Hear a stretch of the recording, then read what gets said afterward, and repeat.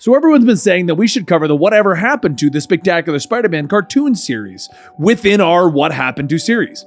Guys, we did that like 2 years ago. It's one of the first episodes we did for these What Happened to shows. Check it out. I'll leave a link down below. So instead of that, we're going to bring you Whatever Happened to the Ultimate Spider-Man animated series. Ultimate Spider-Man? That's right. Quite possibly the greatest Spider-Man animated series ever created. Just kidding. Let's be honest, the Ultimate series never really had a chance. It replaced what some people actually do call the greatest Spider-Man series, Spectacular Spider-Man, as Disney's go-to for a Spider-Man cartoon, and it just didn't sit well for a long time with the fans.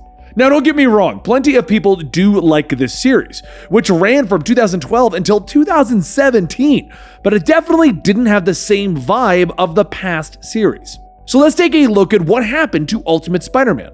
While Sony still has the film rights to Spider-Man, the television rights to the character became Marvel's once again in 2009. After Disney purchased Marvel Entertainment, they announced that they would be bringing a new Spider-Man series to their Disney XD channel. Fans, of course, were a little worried since they had grown quite attached to the previous series known as Spectacular Spider-Man.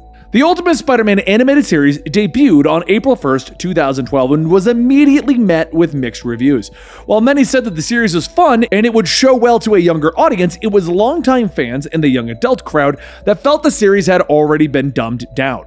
Now don't get me wrong, Spider-Man cracks jokes. For many, this is part of his appeal. Yet the Ultimate series put this into high gear.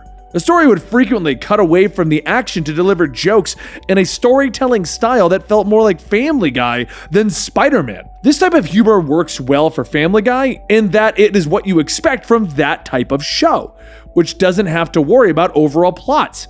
But this is Spider-Man. Ultimate Spider-Man also broke the fourth wall in a way that would have probably worked best if they were trying to create a Deadpool cartoon for a younger audience. But once again, this style just felt out of place for the character of Spider-Man. Many critics pointed to this style of storytelling as a way for the series to cover up the fact that the plots themselves were bland, not very deep. Possibly, that is the biggest sin that the series created for longtime fans. You see, if you ever watched the 90s cartoon or the arguably better Spectacular Spider-Man, the series felt like Spider-Man, a young man that has to go through the trials and troubles of life while also being a superhero. This series seemed to take some of the deeper lessons out of Spider-Man. He didn't have to worry as much. He had S.H.I.E.L.D. backing him up. Aunt May was younger and an extreme sports/yoga enthusiast, and I still don't know what an extreme yoga enthusiast is. He had a whole team of friends to fight alongside him. There really wasn't that much responsibility in the way of what he was dealing with. There really wasn't that much responsibility in the whole with great power also comes great responsibility. While this opened up plenty of ideas for storytelling as he had a whole bunch of friends and S.H.I.E.L.D. agents to work with, the series didn't seem to do much with it. Instead, it took many of the messages from Spider-Man's history and just dumbed them down into wacky hijinks. Now don't get me wrong, the series did have some great parts to it. We got to see some fun characters that have never appeared in an animated series. We saw the Spider-Verse long before it was blowing up in the theaters.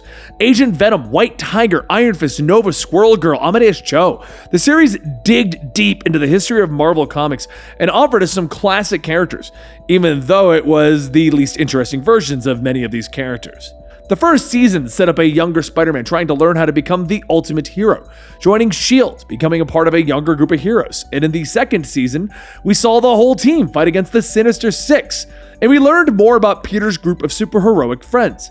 The third season launched us into the Spider-Verse, introducing non-comic book fans to the likes of Miles Morales, Spider-Man 2099, and the Noir universe.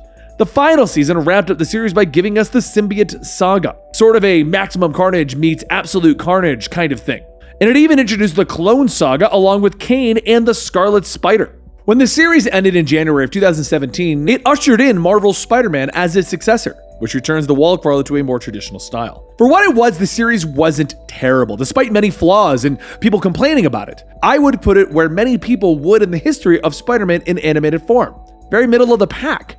Now, we did our overview here, as we always do with these, a quick overview about some of your favorite and not so favorite TV shows. But I did want to let you guys know my personal opinion on Ultimate Spider-Man. When it launched, I didn't find it terrible. I really disliked the fourth wall cutaways to the chibi Spider-Man, which they seemingly toned way down in the follow-on seasons. So as those seasons went on, I kind of got behind the series. I started to like it. But I could see the complaint because Spectacular Spider-Man was just so good.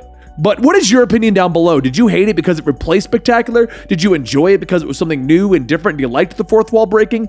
Let me know in the comments down below, and also let us know what series you want us to cover next on this series. We're already looking at doing an overview of the Supernatural series, the Spawn TV show, and a few other shows that you may or may not be aware of.